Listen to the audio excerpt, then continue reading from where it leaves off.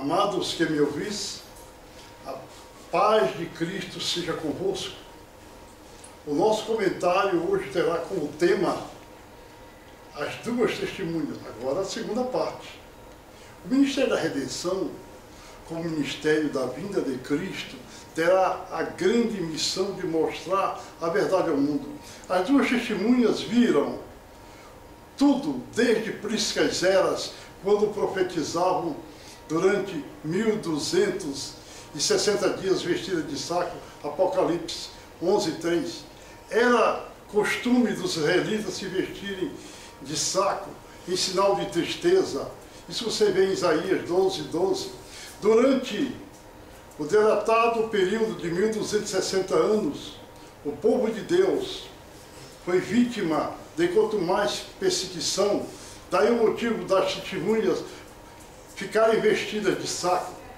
Em igual período, realmente, os 42 meses de sofrimento das testemunhas identifica-se como 1260 dias.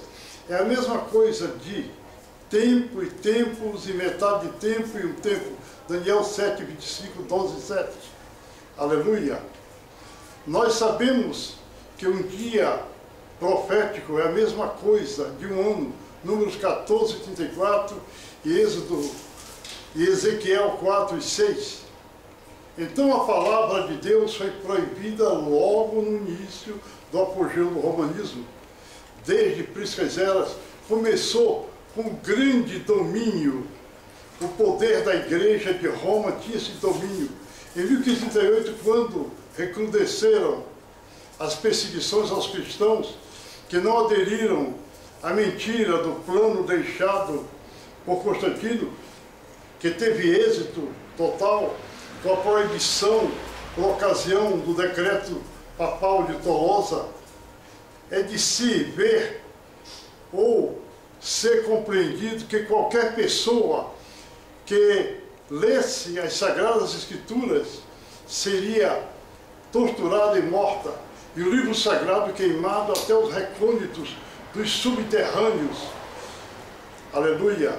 E as florestas foram esmiuçadas à procura das duas testemunhas. Foi aí, sem dúvida, um período de aflição para os cristãos que tinham suas casas invadidas e o seu leito violado por causa da palavra de Deus. Foi um longo período de trevas que viveu a cristandade, pois as Sagradas Escrituras eram lidas às escondidas. De vez em quando se divisavam fogueiras incineradoras, onde eram postas as cinzas das Sagradas Escrituras, como se faz hoje atualmente com os tóxicos nos Estados Unidos, no Brasil e outros países, né? Só que existia algum exemplar, era este exemplar, nas estantes mofadas dos mosteiros, onde se lia, na referida estante, Inferno Verde. E as escrituras estavam lá empoeiradas, na qualidade de peça de museu, em arquivo proibido. Por longo período foi proibido o uso e a leitura da Bíblia em todo o mundo. Só quem a lia às escondidas eram poucos cristãos debaixo das cavernas, onde transmitiam as maravilhosas profecias de Deus aos homens, e quando eram descobertas, seriam mortos, e as Escrituras Sagradas queimadas. As duas testemunhas estavam profetizando, vestidas de saco. Isto é uma tristeza, com o luto de suas profecias, que ofendiam aos ouvidos daqueles homens, dos reis da terra, dos padres, e ninguém poderia ouvi-la. Não obstante, os inimigos das testemunhas, que elas tinham o poder de fechar os céus para que não chovesse nos dias de sua profecia, como também o poder para encher as águas e convertê-las de sangue, Apocalipse 11:6. Esse período de obscuridade foi acoimado por muitas guerras e bárbaros. Houve grande derramamento de sangue no mundo, nos mares, nas guerras. Aí os mares ficaram cheios de sangue. Nas terríveis batalhas navais, onde milhares de pessoas morreram no mar, manchando, portanto, as águas do mar em sangue. Na terra, uma seca avassaladora castigava a Europa, Ásia, África, onde milhares de pessoas morreram com fome, sem mencionarmos as pestes, como a gripe espanhola, a cólera. Milhares de pessoas foram suas infelizes vítimas. Só havendo um certo controle em 1883, em Alexandria, por R. Koch.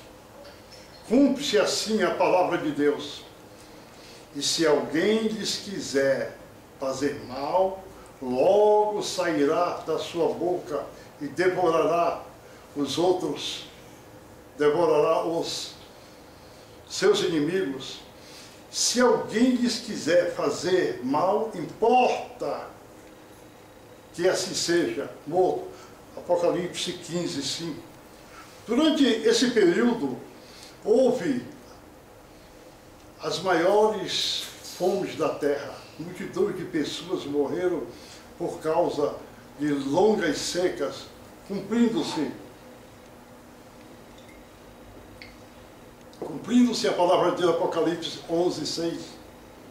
Assim as duas testemunhas, naquele período, fecharam os céus, feriram a terra com pragas, com fome, derramaram o mundo, as águas, sangue, nas batalhas navais que aconteceram naquele período de trevas. Sim, as Escrituras são as duas testemunhas. E o grande Deus, Javé, que é o Deus, eu sou, diz: examinai as Escrituras, porque cuidais de nela a vida eterna. E são elas que dão testemunho de mim. João 5 e 39. As duas testemunhas eram sufocadas por meio da ignorância da Idade Média, quando as religiões diabólicas cresceram de modo assustador. Carlos Magnus funda o Santo Império Romano, Católico e Feudal. O paganismo e as invenções bárbaras eram constantes. O anticristo crescia assustadoramente com a expansão do islamismo. A besta também se arma com a cavalaria de ordens militares, as cruzadas.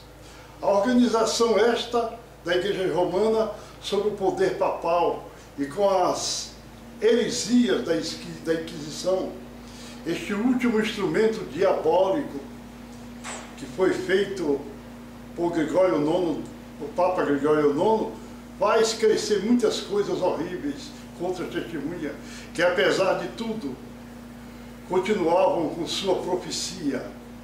E as consequências desta saíram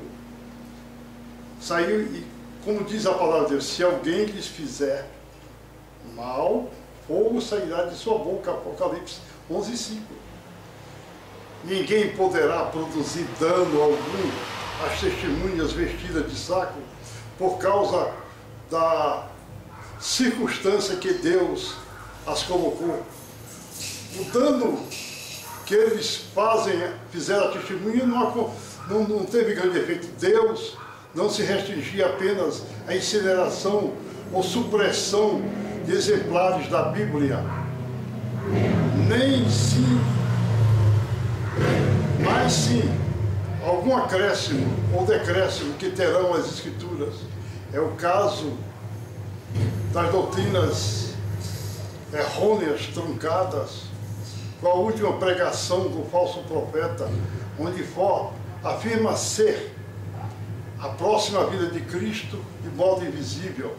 Doutrina truncada, de exigência horrível, a guarda do sábado, a guarda do domingo, boas palavras